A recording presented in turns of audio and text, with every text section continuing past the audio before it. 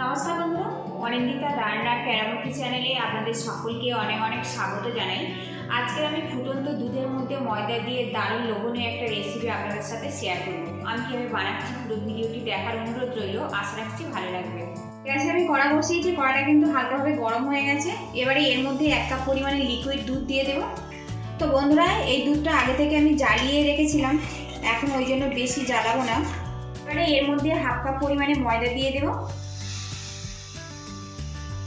দুধের সাথে ময়দাটা ভালো করে মিক্স করে নেব, নিয়ে একটা ডো বানিয়ে নেব। আর বন্ধুরা, এখানে যতটা ময়দা রাখবেন তার ডবল পরিমাণে দুধটা রাখবেন, তাহলে কিন্তু একদম পারফেক্টভাবে ডোটা রেডি হয়ে যাবে। গ্যাস হিটটা একদম কমে দেবো। তো দেখুন কত সুন্দরভাবে ডোটা কিন্তু রেডি হয়ে গেছে। চামচ দিয়ে এইভাবে একটু ম্যাশ করে নেব। এদিকে দেখুন ডোটা কিন্তু একদম সুন্দরভাবে রেডি হয়ে গেছে। একটু খুন্তি দিয়ে এইভাবে ম্যাশ করে নেব, যাতে ময়দার কোনো রকম দলা ভাব না থাকে। এই সময় গ্যাস রেটটা কিন্তু বন্ধ করে দেবো বন্ধুরা, দিয়ে এই ডোটা আমি পুরোপুরি ঠান্ডা করে নেব। এখানে আমি একটা মিক্সিং জার রেখেছি, এই জারের মধ্যে 4 চামচ পরিমাণে সুজি দিয়ে দেব। এবারে এর মধ্যে দিয়ে দেব ময়দার ডো, এর মধ্যে দিয়ে দেব 1/2 চামচ পরিমাণে চিনি। এবারে এর মধ্যে দিয়ে দেব সামান্য পরিমাণে বেকিং পাউডার, দিয়ে দেব বেকিং সোডা, দিয়ে দেব স্বাদ মতো লবণ। সবশেষে এর মধ্যে দিয়ে দেবো 1/2 কাপ পরিমাণে দুধ, দিয়ে দেবো সামান্য পরিমাণে জল। দুধ আর জলটা আমি মিক্স করে নিয়েছি। আর বন্ধুরা, আপনারা চাইলে দইও ব্যবহার করতে পারেন। আর বন্ধুরা, এটা একটা মিডিয়াম ঘনত্ব ব্যাটার বানিয়ে নিতে হবে, আর জলটা কিন্তু বুঝে ব্যবহার করতে হবে। একটা ঢাকনা দিয়ে এটা একটা মিশ্রণ বানিয়ে নেব। তো বন্ধুরা দেখুন, ব্লেন্ড করে নিয়েছি, এখনও কিন্তু বেশ একটু ঘন ঘন হয়ে আছে। এর মধ্যে আরও একটু জল অ্যাড করে দেব। এটা আবারও আমি ব্লেন্ড করে নেব। এদিকে দেখুন একদম কিন্তু ব্যাটারটা রেডি করে নিয়েছি, আর এইরকম ঘনত্বে ব্যাটারটা কিন্তু বানিয়ে নিতে হবে। এদিকে দেখুন প্যানটা কিন্তু আমি গরম করে নিয়েছি, আর এর মধ্যে দিয়ে দেবো 1 চামচ পরিমাণে বাটার। অবশ্যই একটু বাটার ব্যবহার করবেন, তাহলে কিন্তু ফ্লেভারটা অনেক বেশি ভালো লাগবে। বাটারটা ভালো করে প্যানের চারিদিকে লাগিয়ে নিতে হবে। এবারে এর মধ্যে ময়দা আর সুজির মিশ্রণটা দিয়ে দেব। এদিকে ব্যাটারটা দিয়েছি, আর এবারে প্যানটা এইভাবে ধরে ভালো করে সমান করে ঝাঁকিয়ে নিতে হবে, যাতে ব্যাটারটা প্যানের চারিদিকে সমানভাবে ছড়িয়ে পড়ে। এবার একটা পাত্র দিয়ে ঢেকে রাখবো এইভাবে। আর বন্ধুরা, এই সময় কিন্তু গ্যাস রেটটা একদম কমে রাখতে হবে। রেখে 2 মিনিট আমি এইভাবে রান্না করে নেব। এবার আমি ঢাকনাটা খুলবো, আর দেখুন ওপরের অংশটা কত ছিদ্র ছিদ্রভাবে হয়েছে, আর চারিদিক থেকে কিন্তু বেশ সুন্দরভাবে উঠে আসছে। বেকিং পাউডার আর বেকিং সোডা দেওয়ার জন্য এটা কিন্তু অনেক বেশি জালিদার হয়েছে। এবার এটা বন্ধুরা আলতো করে উল্টে দিতে হবে, কারণ ভিতরের পোর্শন একটু কাঁচা আছে। সাবধানে এটা উল্টাতে হবে যাতে না ফেটে যায়। তো বন্ধুরা, ব্রেডটা তুলে নিয়েছি, এর মধ্যে আরও সামান্য বাটার আমি প্যানের চারিদিকে লাগিয়ে দেব।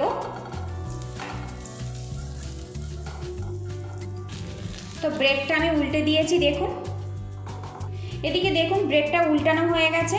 আর একটু খেয়াল রাখতে হবে যেন ব্রেডের এই পোর্শনটা খুব বেশি না তেতে যায়, তাহলে কিন্তু খেতে ভালো লাগবে না। আর বন্ধুরা, এই সময় কিন্তু গ্যাসের হিটটা একদম লোতে রাখতে হবে। এবারে এখানে আমি পিৎজা সস নিয়েছি, এর ওপরে দিয়ে দেব। হ্যাঁ বন্ধুরা, আজকের রেসিপি হচ্ছে পিৎজা। পিৎজা সসটা ভালো করে পিৎজার ওপরে লাগিয়ে দিতে হবে, ব্রেডের ওপরে এইভাবে। এদিকে দেখুন পিৎজা সসটা আমি কিন্তু ব্রেডের ওপরে সুন্দরভাবে লাগিয়ে দিয়েছি। এবারে পিৎজার ওপরে সামান্য পরিমাণে অরগ্যানো দিয়ে দেব। দিয়ে দেবো সামান্য পরিমাণে চিলি ফ্লেক্স। এবারে এখানে কিছুটা সবজি আমি রিং রিং করে কেটে নিয়েছি, আপনারা এখানে পছন্দ মতো সবজি দেবেন। এবারে এর ওপরে আমি সবজিগুলো একটু সাজিয়ে দেব। আর বন্ধুরা, আপনারা চিকেন, পনির কিংবা মাশরুম দিয়েও কিন্তু এই পিৎজাটা বানিয়ে নিতে পারেন।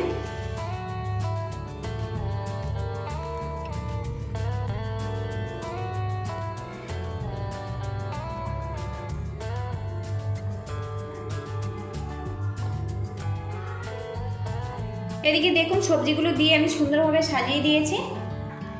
এখানে ছোট চিজ কিউব নিয়েছি, গ্রেটার দিয়ে গ্রেট করে নিয়েছি। এবার এই পিৎজার উপর এটা দিয়ে দেব। গ্রেট করা চিজ আমি এর উপরে সুন্দরভাবে এগুলো ছড়িয়ে দেব। আর বন্ধুরা, যখনই পিৎজা খাওয়ার মন হবে আপনারা কিন্তু ফুটন্ত দুধের মধ্যে ময়দা দিয়ে এইভাবে বানিয়ে খেতে পারেন, খেতে কিন্তু অসাধারণ লাগে। ভিডিওটা দেখে একটা লাইক দিয়ে দেবেন, আর চ্যানেলে নতুন হয়ে থাকলে চ্যানেলটিকে সাবস্ক্রাইব করে বেল আইকনটি অন করে রাখবেন। নিত্য নতুন রান্নার রেসিপিগুলো খুব সহজে আপনার কাছে পৌঁছে যাবে। তো বন্ধুরা এখন দেখুন কত অপূর্ব হয়েছে। এর উপরে সামান্য পরিমাণে অরগ্যানো দিয়ে দেব। এবারে এর মধ্যে দিয়ে দেব চিলি ফ্লেক্স। আর বন্ধুরা গ্যাস হিটটা কিন্তু একদম কমে রাখতে হবে এই সময়। তো পিৎজাটা আমার সুন্দরভাবে কিন্তু রেডি হয়ে গেছে। এবার একটা পাত্র দিয়ে ঢেকে রাখবো 15 মিনিটের জন্য। আর এই সময় কিন্তু গ্যাস হিটটা একদম লোতে রাখবে, তাহলে কিন্তু একদম পারফেক্টভাবে তৈরি হয়ে যাবে পিৎজা। এবারে আমি ঢাকনাটা খুলবো, আর দেখুন বন্ধুরা পিৎজাটা কত সুন্দরভাবে সেট হয়ে গেছে। এবারে আমি গ্যাস হিটটা বন্ধ করে দেবো, দিয়ে এটা আমি পরিবেশনের জন্য রেডি করে নেব। তো দেখুন লুকিংটা দেখুন বন্ধুরা, কত সুন্দরভাবে এটা রেডি হয়েছে। এদিকে দেখুন বন্ধুরা পিৎজাটা কিন্তু প্লেটে আমি পরিবেশনের জন্য রেডি করে নিয়েছি। আর এরকম হালকা গরম অবস্থাতে খেতে হবে, তবে কিন্তু ভালো লাগবে। আর আমাদের বাড়িতে যখন পিৎজা খাওয়ার মন চায় আমি কিন্তু না কিনে এইভাবে ঝটপট বানিয়ে ফেলি। বাড়ির ছোট বড় সবাই কিন্তু তৃপ্তি করে খায়। আর বন্ধুরা আপনাদের কাছে আমার একটাই রিকোয়েস্ট রইল, এইভাবে কিন্তু বানিয়ে একবার দেখতে পারেন। কেমন হয়েছে আমাকে কমেন্ট করে জানাবেন। আর বন্ধুরা পুরো ভিডিওটি দেখার জন্য আপনাদের অসংখ্য ধন্যবাদ রইল। আপনারা ভালো থাকবেন, সুস্থ থাকবেন এই কামনা করে আজকের আমি বিদায় নিচ্ছি।